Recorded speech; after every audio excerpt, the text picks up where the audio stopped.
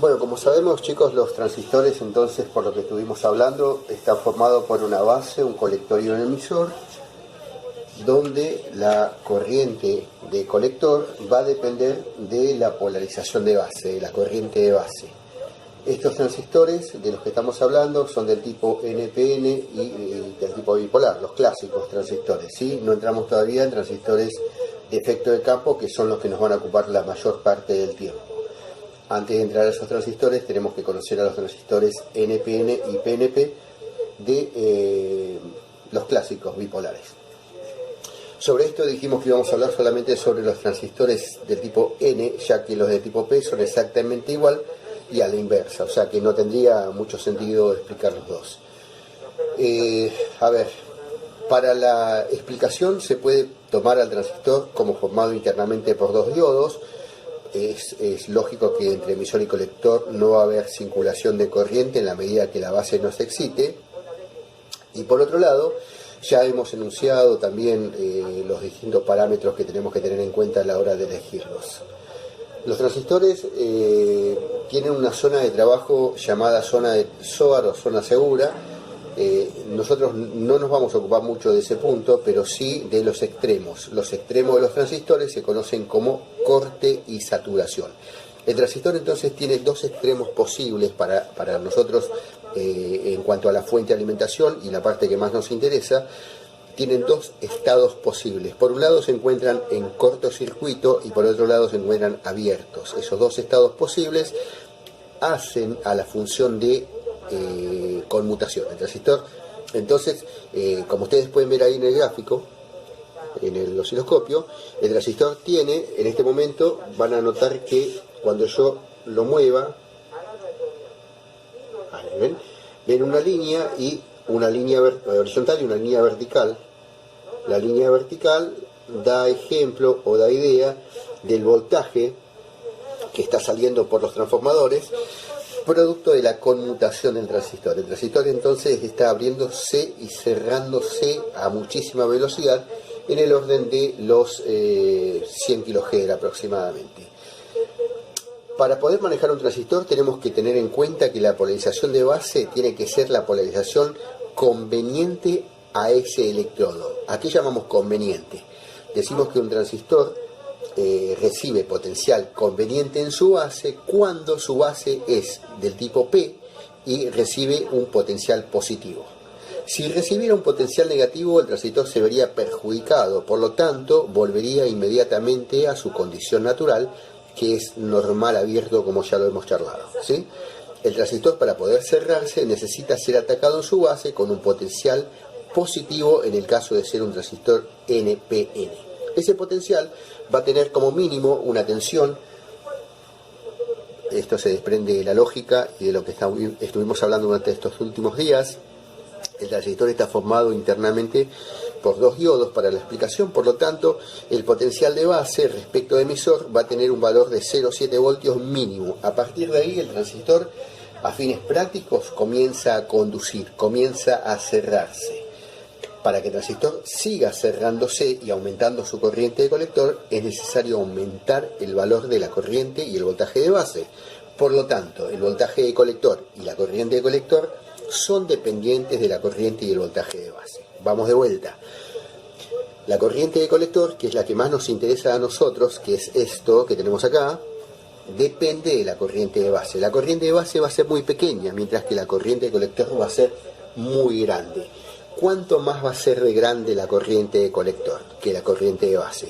Eso sale una formulita muy simplificada que decimos que la corriente de base por el vías o el HF me determina a mí la corriente de colector. Yo no quiero volverlos a ustedes así locos con el tema de los cálculos y ese tipo de cosas, pero sí es necesario saber que la corriente de colector depende de la corriente de base multiplicada por su HFE, que ustedes saben que es la unidad de ganancia, que la tienen acá indicada en el tester, ¿sí? Cada tester que ustedes compraron tienen ahí un apartado como para poder medir el HFE del transistor. Bueno, estos transistores entonces van a tener, como dijimos, dos trabajos posibles, y hoy nos vamos a ocupar de la conmutación. Un transistor, para conmutar, necesita ser atacado en su base con un potencial suficiente y ahí hacemos un paréntesis, ¿qué es suficiente? Mínimo 0,7. En condiciones normales de funcionamiento, un transistor recibe 3 voltios de base. Con 3 voltios se lo obliga a que bruscamente se cierre. El transistor necesita cerrarse y abrirse rápidamente. Y cuando decimos cerrarse, decimos que se tiene que cerrar plenamente. Y cuando decimos abrirse, se tiene que abrir plenamente. No tiene que quedarse trabado en el medio, porque eso provocaría el cruce del VCE, que es el voltaje de colector y emisor, y la corriente de colector. El cruce de la corriente de colector con el VCE va a provocar potencia, y la potencia provoca temperatura, y sabemos que eso termina destrozando al transistor.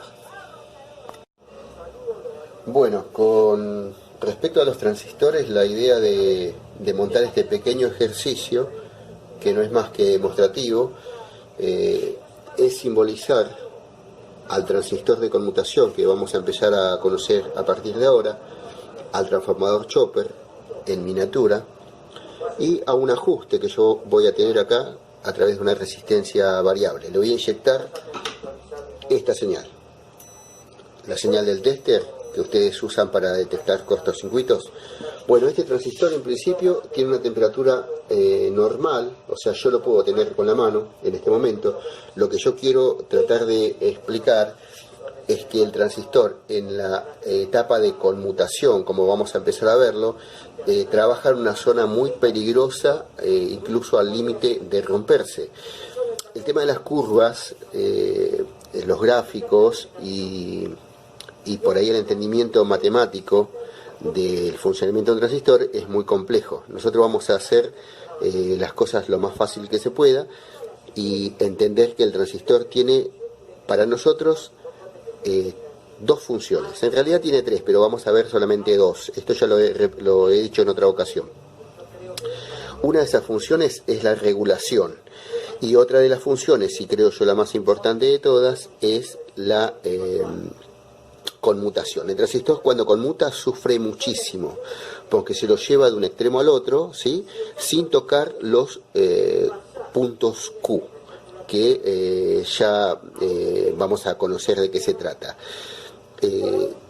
Mayormente los transistores, cuando trabajan en la conmutación, trabajan en los extremos, sin tocar estos puntos que yo mencionaba anteriormente, que resultan, y esto es lo más interesante, chicos, esto es lo más importante de la conmutación de un transistor, resulta el punto Q, el punto de trabajo de un transistor, de los cruces de dos rectas. Insisto con lo mismo, no quiero entrar en detalles matemáticos, porque el transistor, vuelvo a repetirlo, es muy complejo, y entonces se hace muy tedioso, muy cansador, muy aburrido, y hasta yo les diría que es un calvario estudiar el transistor, pero sí tenemos que entender cómo funciona.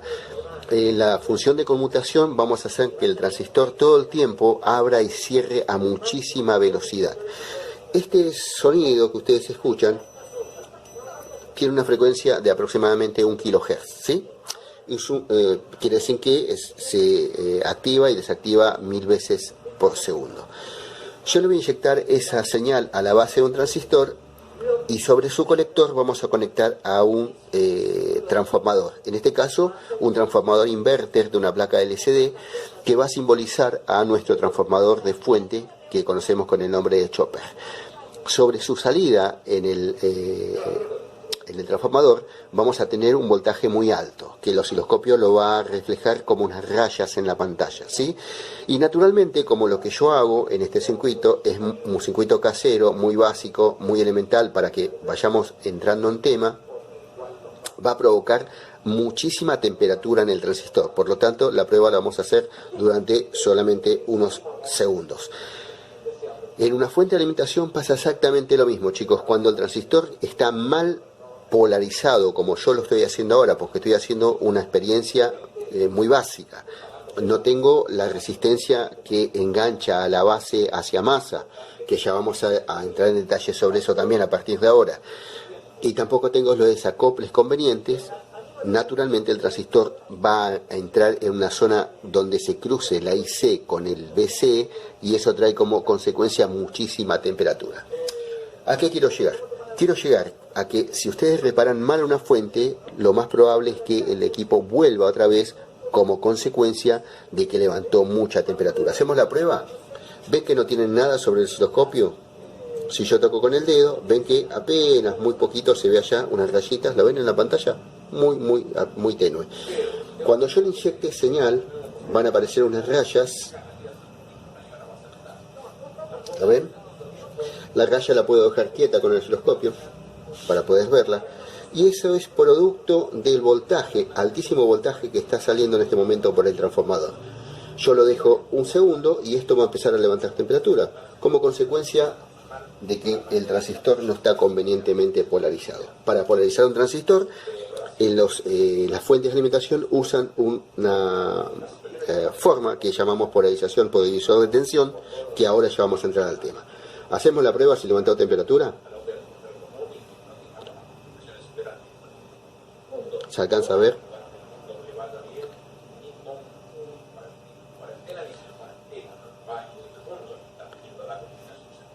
¿Se alcanza a ver?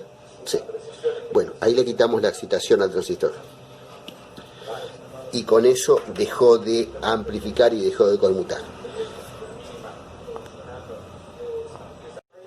Bueno, y por otro lado también, chicos, vemos que al quitarle un mínimo de excitación al transistor, las rayas también van a ir cambiando. Significa que la corriente de colector depende de la corriente de base. Ahí estoy incrementando la corriente de base, lo que aumenta la corriente de colector, hasta llegar a un máximo, ¿verdad?